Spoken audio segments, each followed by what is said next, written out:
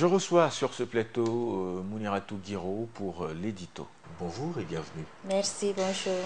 Aujourd'hui, notre édito portera sur le bilan et les enseignements des inondations du 1er septembre 2009. Oui, Alors, est-ce qu'on peut revenir sur l'ampleur des dégâts? oui. Il s'agit un sinistre sans précédent dans l'histoire de notre pays parce que après 263 mm d'eau tombée ce jour en l'espace de 10 heures de temps, cela a fait 46 morts, un disparu, 63 blessés et 195 170 sinistrés. Cela a détruit aussi 42 000 maisons et le sinistre a également causé des troubles psychologiques chez des enfants. Il y a environ 3 811 enfants et cela a aussi coûté 56 milliards de francs CFA au pays. En tout cas, c'est ce qui est ressorti du bilan qui a été fait par l'unité de gestion des secours d'urgence suite aux inondations du 1er septembre 2009.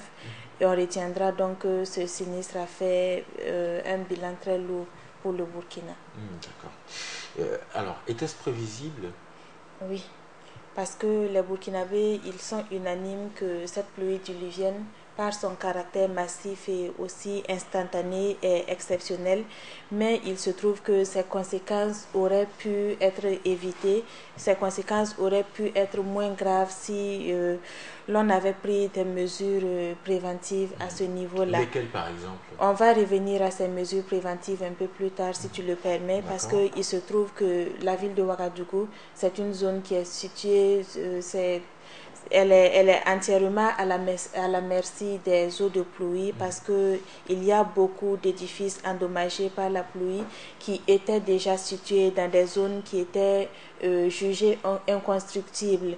Il y a l'hôtel des finances de l'ex-secteur 30 de Ouagadougou, par exemple, qui était installé au niveau du canal du barrage à la direction de la propriété qui était bâtie dans la zone non lotie du barrage. Il y a le siège du FESPACO, il y a le musée de l'armée, on a aussi le stade René Monori et tous les terrains qui étaient concédés au privé pour ériger des bâtiments.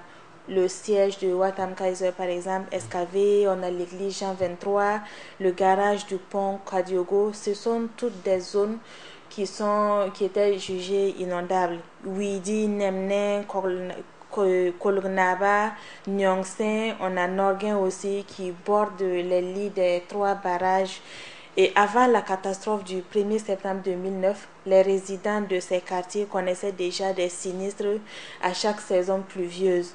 Et il se trouvait que certains habitants de ces quartiers qui étaient voisins à ces barrages-là ont séjourné plusieurs fois hors de leur habitation, le temps que l'eau puisse se retirer un peu après chaque pluie. Et les conséquences même du voisinage de ces barrages ont été gérées par les différents régimes qui se sont succédés avec les élus locaux au Burkina, mais cela est resté sans solution, on peut le dire. Il y a aussi l'insouciance des Burkinabés, l'irresponsabilité aussi de nos anciens dirigeants qui ont pu conduire à une partie de cette catastrophe. Parce que les dégâts de cette pluie du 1er septembre 2009, ils auraient pu être atténués si l'on avait pris au sérieux tous ces risques-là qu'on encourait si on en avait pris conscience. On en a pris conscience, mais on n'a pas pris ça au sérieux. Également, on n'a pas travaillé dans cette mesure-là parce qu'il y avait des cas d'inondation. Seulement, on a minimisé jusqu'à ce que le 1er septembre arrive avec ces dégâts. Alors que sont devenues ces victimes-là de l'inondation du 1er septembre 2009? Certaines victimes, les sinistrés qui ont survécu à cette inondation du 1er septembre de 2009, ont été relogés sur le site de Yagma. Donc, ils ont été confrontés à de nombreux problèmes au niveau de ce site-là. Et parmi ces problèmes, on a par exemple l'identification des lieux de marché, de culte et aussi d'enterrement, ainsi que leur mise en service. Il y a l'adduction d'eau, l'électrification et aussi la mise en place d'une police de proximité pour la sécurité même du site. Il y a les élèves qui étaient vulnérables, qui éprouvaient d'énormes difficultés pour se rendre à l'école parce que Ils étaient un peu éloignés pour ceux qui étaient déjà inscrits à Ouagadougou, dans les lycées et collèges de Ouagadougou. Et à la date du 7 septembre 2009, le président du Faso a lancé un appel à la solidarité nationale et aussi internationale. Et de ce qui ressort du bilan, que l'unité de gestion des secours d'urgence, c'est que cette structure a reçu au total 2660 contributions, des contributions qui s'élèvent à plus de 19 milliards 28 millions de francs CFA, dont environ 980 millions de francs CFA en nature. Il y a aussi la générosité des Burkinabés et des amis du Burkina Faso, parce qu'il y a eu tout un mouvement, les Burkinabés contribuaient, ceux de la sous-région, de l'international et autres. Donc on a pu réunir environ 18 milliards 47 millions de francs CFA, et toujours selon ce bilan-là, plus de 5 milliards 554 millions ont été dépensés afin d'aider les sinistrés à se reloger ou à construire leur nouvelle habitation. Et l'aménagement et aussi la viabilisation des différents sites d'accueil aurait coûté plus de 2 milliards et 16 millions de francs CFA. La répartition, même la réparation d'urgence d'ouvrages d'art, elle s'élève à plus d'un milliard et 32 millions de francs CFA. Donc le total des dépenses s'élève selon ce bilan à plus de 17 milliards 144 millions de francs CFA, et selon ce rapport 800 millions de francs CFA sont encore disponibles dans les comptes du Trésor et aussi de la BCEAO. Il y a aussi le reliquat des dons en nature qui a été distribué aux différents sinistrés de 2010, 2011 et aussi 2012, parce qu'après l'inondation de 2009, il y a eu encore des sinistrés après des pluies, et il y a des tôles qui étaient encore disponibles, ainsi que des parcelles pour les sinistrés des zones inondables qui avaient déjà été identifiées. D'accord. Et quelles leçons donc à en tirer?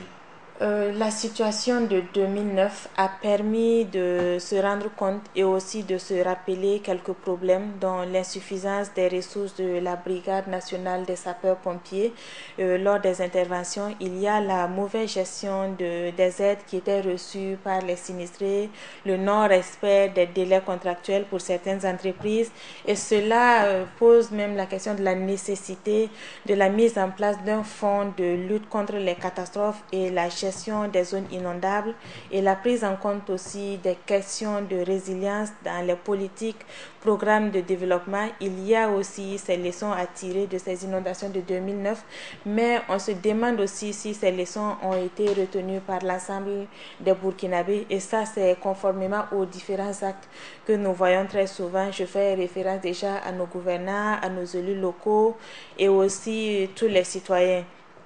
Parce que si on ne peut pas comprendre qu'après un tel drame, on puisse encore en connaître d'autres. Il y a eu les inondations de 2009, mais 2010, 2011, 2012, il y a eu encore des inondations. Cette année même encore, il y a eu des inondations, même si l'ampleur des dégâts n'était pas aussi intense que pour 2009. Et la faute, elle peut être répartie à plusieurs membres du Burkina. Déjà, il y a le gouvernement. Il y a les membres du gouvernement qui ont manqué à un certain moment d'organisation bien ficelée, de bonnes politiques de lutte contre la prévention et aussi la gestion des catastrophes. Parce que c'est bien à chaque fois d'organiser des séminaires, des ateliers. On en a vu plein qui concernait la gestion des catastrophes, la prévention et aussi la gestion, mais cela va jusqu'où pour tenir ces discours-là, jusqu'où vont ces différents actes-là. Et pour cela, nous en voulons particulièrement à cet ancien régime-là et aussi aux différents gouvernements qui se sont succédés, et de même qu'il a manqué de fermeté quand il a fallu trancher à un certain moment ou assumer ses responsabilités. Nous nous rendons aussi à l'évidence que le gouvernement, il ne peut pas tout faire, parce qu'il faut compter avec tous les citoyens. Il ne peut pas tout assurer, mais on se souvient aussi de la situation des sinistrés de Yagma, et cela pour ceux qui ont reçu des parcelles. Il y en a qui n'ont pas reçu de parcelles. Ceux qui ont reçu des parcelles, ils étaient dans des conditions déplorables. Il faudrait aussi à un certain moment que le gouvernement puisse être ferme dans certaines situations. Les logements qui sont attribués, ne pas permettre qu'on puisse les revendre et autres. Et pour cela, il va falloir d'abord pouvoir les reloger et les reloger dans les bonnes conditions. Et aussi, on peut, pour les meilleures solutions, il faut aussi qu'on puisse travailler pour que notre pays ne soit plus victime de ces différentes inondations-là. En tout cas, qu'on puisse atténuer les différents dégâts. Parce qu'il y a les autres acteurs locaux, il y a les élus locaux qui... Souvent, ils étaient animés d'une bonne intention, mais il y a eu des moments où ils sont restés dans un rôle de suivisme, ou bien ils étaient trop passifs par rapport au gouvernement. Et généralement aussi, c'est après les inondations qu'on les voit agir en termes de collecte de fonds et d'aide aux victimes. On ne veut pas que ça arrive avant de vouloir les aider, mais il faut surtout travailler à prévenir. Et c'est pour ça qu'il faut actuellement qu'on salue l'action de toutes ces personnes-là qui sont en train d'intervenir dans les curages des caniveaux et autres. Mais il faudrait que ces actes aussi puissent perdurer dans le temps. Il ne faudrait pas qu'on organise des curages de caniveaux, que chacun s'y mette et que 2 ans, 3 ans plus tard, ces caniveaux soient bouchés encore.